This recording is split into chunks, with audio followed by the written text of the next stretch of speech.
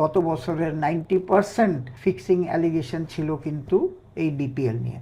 দেখেন, আগের এক্সপিরিয়েন্স, খারাপ এক্সপিরিয়েন্সগুলি নিয়ে যথাসাধ্য চেষ্টা করা হচ্ছে ভালো করার, কারণ আমাদের one of the image improve করতেই হবে। মিঠু ভাই, এবারে বিপিএল করাটা আপনাদের জন্য আসলে কতটা চ্যালেঞ্জ ছিল, এবং কি ব্যক্তিগতভাবে আপনি যেহেতু সবকিছু দায়িত্ব নিচ্ছেন বা করতেছেন, কতটা আসলে চ্যালেঞ্জ বা কতটা ইয়ে ছিল? দেখেন, এনি টুর্নামেন্ট, এই ম্যাগনিটিউডের টুর্নামেন্ট, এটা কিন্তু 6-7 মাসের প্রিপারেশন লাগে। অ্যাকচুয়ালি মাহবুব ভাই অনেক কাজ আগিয়ে রেখেছিল, কিন্তু আমি যখন পেয়েছি মাত্র 1.5 মাস আগে পেয়েছি। এটা was really big challenge, because আমি প্রেসিডেন্টের তারপরে বোর্ডের সাপোর্ট পাওয়া গেছে, তাও এই ছোট সময় আমরা এটাকে আগিয়ে নিয়ে যেতে পেরেছি। বাট এটা চ্যালেঞ্জেস তো থাকবেই। আর সেকেন্ড হচ্ছে আরও বেশি চ্যালেঞ্জ, কারণ আপনারা জানেন যে ইভেন আইসিসির থেকেও যে ইনফরমেশান আমরা সবাই জানেন, মিডিয়াতে দেখেছি, যে 90% গত বছরের 90% ফিক্সিং অ্যালিগেশন ছিল কিন্তু এই বিপিএল নিয়ে। সো আমরা যখন প্রথম এটার ইনচার্জে নিয়েছি, আমাদের দুটো জিনিসে আমরা খুব কনসেন্ট্রেট করেছি। আমাদের প্রথম কথাটা হচ্ছে যে বিপিএলের যদি আপনার ইমেজ আমরা ইমপ্রুভ না করতে পারি, তাহলে এই টুর্নামেন্ট আসলেই আস্তে আস্তে আস্তে শেষ হয়ে যাবে। তো সুতরাং আমাদের প্রায়োরিটি আমরা মিটিং করে ডিসাইড করেছিলাম যে আমাদের দুটো জিনিস, একটা হচ্ছে পেমেন্টের যে প্লেয়ার আমরা পাইনি, এইটার একটা প্রোটেকশন রাখা, আর ইন্টিগ্রিটি। এই দুইটা যদি আমরা ক্লিন করে আনতে পারি, হ্যাঁ, তাহলেই দেখবেন যে বিপিএল উইল বি একটা ইমেজ আস্তে আস্তে আস্তে 3-4 বছর পরে একটা ভালো জায়গায় যাবে। আপনারা জানেন এই প্রসেসে আমরা আইএমজির মতো ওয়ার্ল্ড ফেমাস একটা স্পোর্টস ম্যানেজমেন্ট কোম্পানি, তাকে আমরা অলরেডি নেগোসিয়েশন শেষ, তারা 3 বছরের জন্য they will take over. But এই বছর তারা ইন্টারেস্ট হয়নি, কারণ এটার টাইমটা এত শর্ট অ্যান্ড আমাদের বিপিএলের জন্যেও বার্ডেন হতো। সো এইভাবে আগাচ্ছি। তো এখন এইভাবে আগিয়ে আপনারা জানেন যে আমরা টিম সিলেকশনের সময় আমরা প্রায়োরিটি দিয়েছিলাম যে প্রথম হচ্ছে আমরা যে 2 কোটি টাকা করে ফ্র্যাঞ্চাইজি ফি, এটা সবার দিতেই হবে। 11টা টিম অ্যাপ্লাই করেছিল। একদম ক্ল্যারিটি ওয়াইজ বলছি যে 9টা টিম কোনো ফাইন্যান্সিয়াল ইনস্ট্রুমেন্ট দিয়েছিল, চেক এবং পে অর্ডার। যারা পে অর্ডার দিয়েছে তাদের আমরা ইন্টিগ্রিটি ক্লিয়ারেন্স নিয়েছি ফ্রম আওয়ার ইন্টিগ্রিটি ইউনিট, এবং আপনারা জানেন যে আমরা লোকাল এজেন্সিস থেকেও আমরা ক্লিয়ারেন্স নিয়েছি, এবং ফাইন্যান্সিয়ালিও আমরা অডিট কোম্পানি দিয়ে কাগজপত্র চেক করে তাদের সাজেশনে আমরা 5টা টিমকে শর্টলিস্ট করা হয়েছিল। তারপরে দেখেন যে তারপরে কিন্তু আমাদের সেকেন্ড ফেজ ছিল যে 10 কোটি টাকার ব্যাংক গ্যারেন্টি। তো সুতরাং 10 কোটি টাকার ব্যাংক গ্যারেন্টি, হ্যাঁ, কারেন্ট টাইমে এটা একটু ডিফিকাল্ট, কিন্তু আমরা কিন্তু স্ট্রিক্ট থেকেছি যে এটা আমাদের কোনো ফাইন্যান্সিয়াল ইনস্ট্রুমেন্ট দিতে হবে। সেই জন্যেই এই বারবার যে ডেটগুলি চেঞ্জ হয়েছে, আমরা অ্যাকচুয়ালি টাইম দেওয়ার চেষ্টা করেছি এই 5 জনের। তারপরে আমরা সেকেন্ড যেটা এই টিম 5টা করার পরে দেখলাম যে অনেক টিম যারা আগে দিতে পারেনি তারা ইন্টারেস্টেড ছিল, এবং আমরা প্লেয়ারদের সাথে কথা বলছি, কোয়াবের সাথে কথা বলেছি, কোয়াবও রিকোয়েস্ট করেছে যে ম্যাক্সিমাম লোকাল প্লেয়ার যাতে খেলতে পারে। সেই চিন্তার কারণে সেই চিন্তার কারণে আমরা করলাম কি, আবার সব টিমকে আমরা ইমেল দিলাম যে তোমরা কে কে ইন্টারেস্টেড জানাও। এর মধ্যে এই নোয়াখালী ইন্টারেস্টেড হলো, তারা এসে তাদের 2 কোটি টাকা দিল, এবং তারা ফাইন্যান্সিয়াল ইনস্ট্রুমেন্ট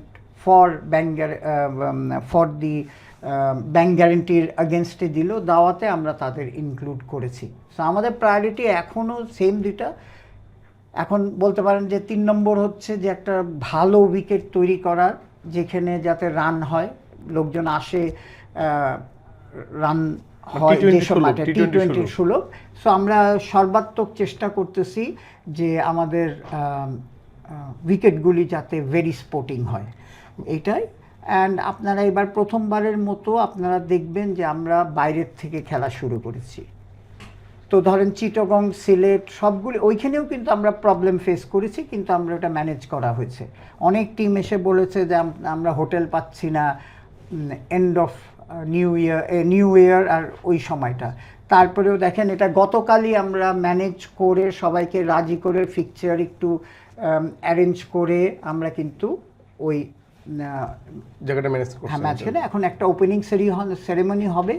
ওপেনিং সেরেমনি কিভাবে হবে একদম আমরা সেটা নিয়ে এখন নেক্সট 2-3 দিনে আমরা এটার সিদ্ধান্ত সেই প্রশ্ন অবশ্যই আসবো। এরপরে একটা প্রশ্ন করি যে এবারে বিপিএল কি আগের বারের বিপিএল এর সাথে একটু আলাদা হবে কিনা? কারণ অনেকগুলো আপনি বলছিলেন যে টাকা পয়সার সমস্যা দেখা দেয় বা প্লেয়ারদেরকে টাকা দেয় না, হোটেল বিল দেয় না মালিক পক্ষরা, এগুলো কিন্তু আপনাদের পোহাইতে হয়।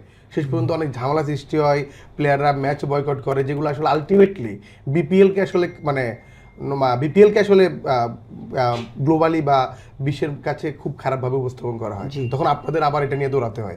এবারে বিপিএলটা কি আসলে আগের বারের বিপিএল গুলো থেকে আলাদা হবে কিনা? বিপিএল এর থেকে ওইসব লাস্ট 2-3 বছরের আমরা ইনফরমেশনগুলি কালেক্ট করে গত যে 2-3 বিপিএলে যে প্রবলেমগুলি হয়েছে সেই প্রবলেমগুলি যাতে না হয় সেই জন্য আমরা করেছি কি এই ব্যাংক গ্যারেন্টিটার ব্যবস্থা করেছি। এখন আমরা কিন্তু ভেরি সিম্পল, এই ব্যাংক গ্যারেন্টি যেই টাকাটা এরা অকশন থেকে প্লেয়াররা নিয়েছে, অকশন থেকে যেই প্লেয়ারদের সেই নাম্বারটা আমরা কিন্তু জানি। এই নাম্বারটায় তাদের যদি কারো পাওনা থাকে বিপিএল শেষ হওয়ার 3 মাসের মধ্যে আমরা এটা দিয়ে এই ব্যাংক গ্যারেন্টি ভাঙিয়ে বা পে অর্ডার ভাঙিয়ে এক একজন এক এক রকম করে দিই, সেইগুলি দিয়ে এই টাকাগুলি তাদের আমরা দিয়ে দেব। মানে আপনি শক্ত অবস্থান থেকে বলছেন যে এবারে বিপিএল এর পারিশ্রমিক যারা প্লেয়ারদের কোনো ঝামেলা হবে না। দেখেন গতবারেও আপনারা জানেন যে গতবারেও কিছু ইস্যু হয়েছে যে ডাইরেক্ট সাইনিং এ কিন্তু ক্রিকেট বোর্ডের কোনো দায়িত্ব নাই, কারণ ওই হিসাবে যে এটা কিন্তু ডাইরেক্ট সাইনিং কি ভ্যালুতে আপনি করেছেন এটা তো আমরা জানি না। হ্যাঁ, কিন্তু এইবারও অ্যাড্রেস করার জন্যে আমরা বলেছি যে ডাইরেক্ট সাইনিং প্লেয়ারদেরও আমরা যেই গ্রেডে আমাদের তারা রাখা হয়েছে সেই গ্রেডের মিনিমাম ভ্যালু যেটা আছে বেস প্রাইস সেটার রেসপন্সিবিলিটি আমরা নিব।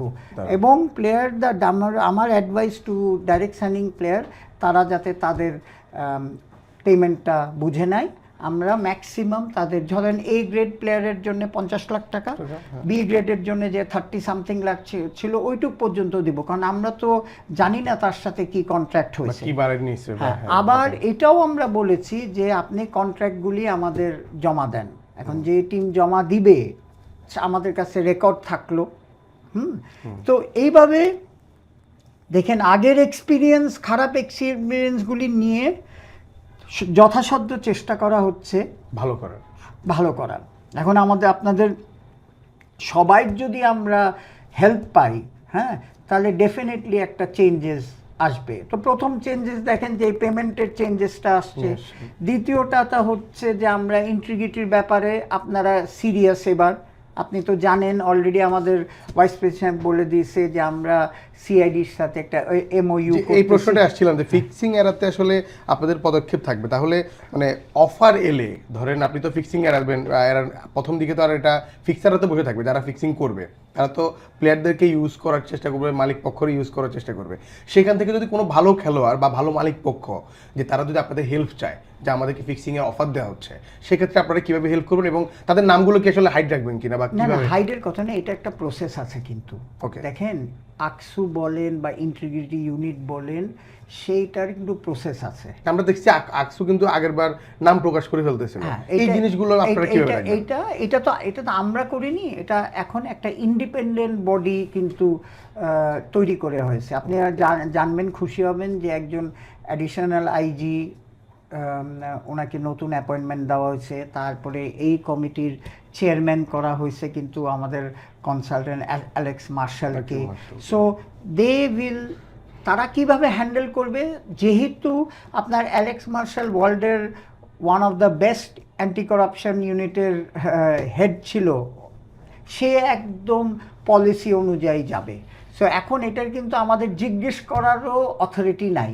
BBL governing policy, it's independent authority, তাদেরটা তারা কাজ করবে। যতটুকু আমি জানি তারা খুব সিরিয়াসলি বিপিএল নিচ্ছে, কারণ আমাদের one of the image improve করতেই হবে।